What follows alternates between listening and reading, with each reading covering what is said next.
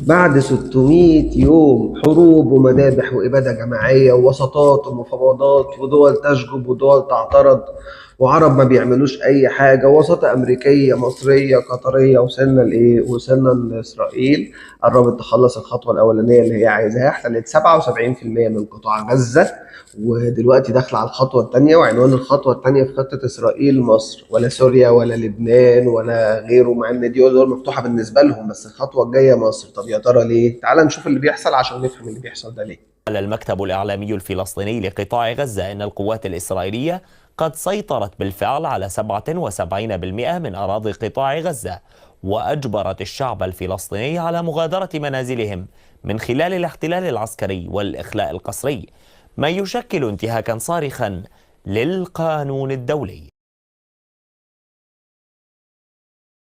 ساعة ما دخلنا على رمضان واحنا مسحولين اتلاقينا في مسلسلات وافلام وتعودنا على الضرب والاباده اللي بتحصل في غزه، ولكن خليني اقول لك اللي حصل في الفتره اللي فاتت كالاتي. بعد ما عرفنا ان اسرائيل بدات عمليه جديده من ساعه رمضان، بقى لها اكتر من شهرين ونص، اسمها عربات جدعون، وهي عباره عن احتلال بري لغزه مره تانية.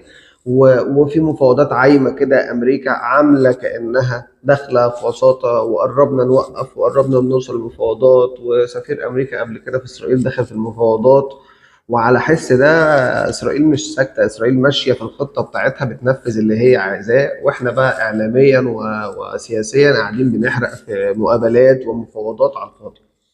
ولكن في الاخر هدف اسرائيل اللي اعلنته ان هي قلنا هتاخد 75% من قطاع غزه، وده اللي اصلا هي احتلته بالفعل، وهتخلي الناس زي ما احنا شايفين كده هيبقوا الجزء السفلي ده اللي في ناحيه رفح الفلسطينيه تحت محور موراج. كل ال 2 مليون غزه او اللي باقي منهم يعني يبقوا في المكان ده. طب دي اول حاجه. تاني حاجة عشان نعرف إن هم رايحين لخطة التهجير وقاصدين ومش هيعملوا أي حاجة غير كده.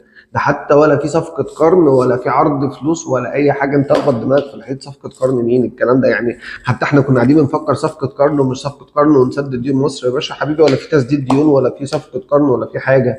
في إن أنا هعمل اللي أنا عايزه بالخطة بتاعتي بالعافية، وهتبقى أنت اللي في وش المدفع. يعني إيه؟ حضرتك هما كان في 400 نقطة بتوزع مساعدات إنسانية داخل قطاع غزة.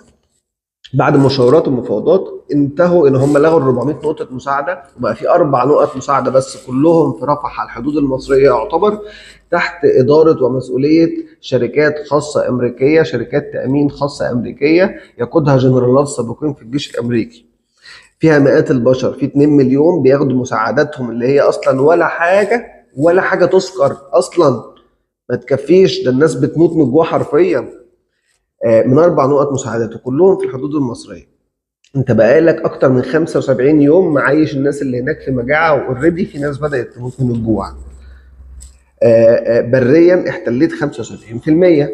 من ناحيه تانية، طب انت ليه بقى النقطه التانية؟ هو ليه ما هو يقدر يهجر الناس دي يوديها سوريا ولا لبنان؟ خد بالك هو كل يوم بيتوسع في سوريا ولبنان على التوازي. طب ليه ما يوديهمش سوريا ولا لبنان؟ عشان هو في الاماكن دي كده كده قادر يتوسع، وهنا احمد الشرع مبارك له بيبوسوا من هنا ومن هنا، وعايز الامور تمشي بالسياسه، ولبنان ملهاش ظهر والدنيا بايظه هناك، ولا جيش ولا نيله، فخلاص.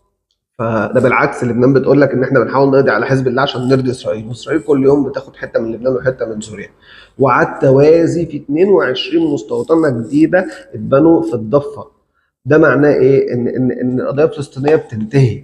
هو كده قرب يدخلك من المشهد الاخير، هو قرب ياخد خلاص كل الضفه، وعايز يجيب الناس ناحيتك انت عشان يجبر ال 2 مليون دول هيبقى وراهم مدافع والموت وراهم، وقدامهم كام ضابط وشويه عساكر، مئات الافراد الامريكان. هو عايز النتيجه النهائيه ان الناس تتحشر على الحدود وغصب عنهم يعدوا الحدود، ويبقى الكره في ملعبك والسكينه على رقبتك. ما بين انك دخلتهم كمصر واستوعبتهم ويبقى انت كده اللي دمرت القضيه الفلسطينيه وسبتهم ياخدوا حته من ارضك، وما بين ان انت تعمل اي نوع من الدفاع المعادي. واكيد لو ضربت حد في الناس دي بالنار عشان دخل على حدودك هتبقى بتموت اخواتك، مش انسان، وانت كده بتعمل ما عندكش قلب وانسان وحش زي اسرائيل. في وسط كل اللي بيحصل بقى يطلع نتنياهو بكل مكر ودهاء، وعامل فيها دور البطه الطيبه، وهو يا جماعه معلش احنا بنموت الناس من الناحيه دي. لكن بصراحة المشكلة مش إن إحنا بنموتهم، المشكلة إن مصر من الناحية التانية مش عايزة تفتح لهم. مصر دي وحشة، مصر دي كخة، ما بتفتح لهمش ليه؟ إحنا بنموتهم من الناحية دي. مش أنت إزاي بتعمل إبادة جماعية أصلا مش في حرب؟ أنت بتموت مدنيين وبتعمل اباده كامله لبلد لبنيه تحتيه عايز تلغيها من على الوجود اصلا. مصر هي الوحشه، فطالع يقول لك مصر محوله غزه لسجن كبير، الناس عايزه تمشي ومصر هي اللي واقفه في زورهم. طلعنا احنا اللي وحشين في الاخر. People want to leave, but they can't. So it's the biggest open jail, open air jail in the world. As far as we're concerned, we let anybody leave. If you want to leave, leave. But they can't. فتفهم من ده كله ايه؟ تفهم من ده كله ان الخطوه اللي جايه اسمها مصر، هو عايز يدخلهم على حدودك عشان تبقى دي ذريعه بعد كده ان يبقى في رد سواء من حماس او مقاومه من غير حماس جايه لك منين؟ من سيناء. وهنا يبقى عندي سبب ادخل اضرب او احتل او اعمل تدخل عسكري كدفاع عن النفس في سيناء، وبطبق خطه اسرائيل الكبرى اللي انا قادر اطبقها بسهوله جدا في سوريا وفي لبنان وفي فلسطين، لكن مصر واقفه لي زي العظمه في الزور.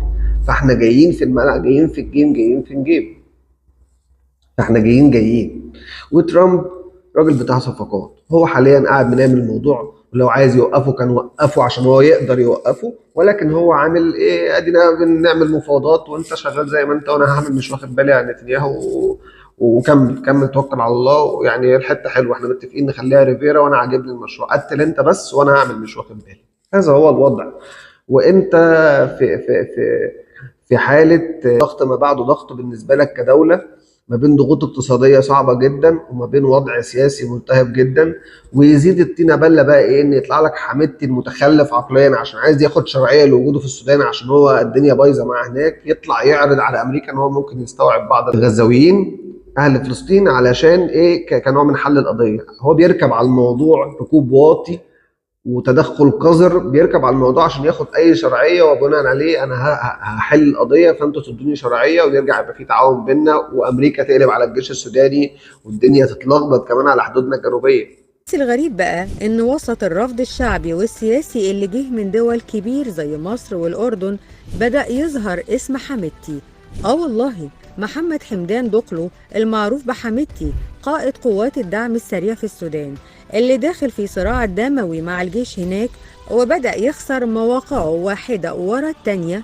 فجأة بدأ يطرح نفسه كمنقذ، وعرض على الأمريكان إنه مستعد يستقبل مئات الآلاف من سكان غزة في أراضي تحت سيطرته، والشرط إنه ياخد شرعية دولية ويتعاد دمجه تاني في السياسة السودانية. يعني بدل ما يوقف الحرب اللي في بلده، قرر يركب موجة المأساة الفلسطينية عشان يثبت نفسه تاني على الساحة. احنا في وضع صعب جدا جدا جدا، واللي انا بقوله ده قرب جدا، ما بين بقى ايام، اسابيع، شهور. خلاص اسرائيل قدامنا على ارض الواقع، هي نفذت، هي سايبه زنقه اهل غزه كلهم في 25%، وبعد ايام قليله هيبقوا كلهم في رفح، بس كلهم هيبقوا تحت محور مراج وبس كده. ربنا يستر على اللي جاي، ويا رب اكون عرفتكم ايه اللي بيحصل. سلام.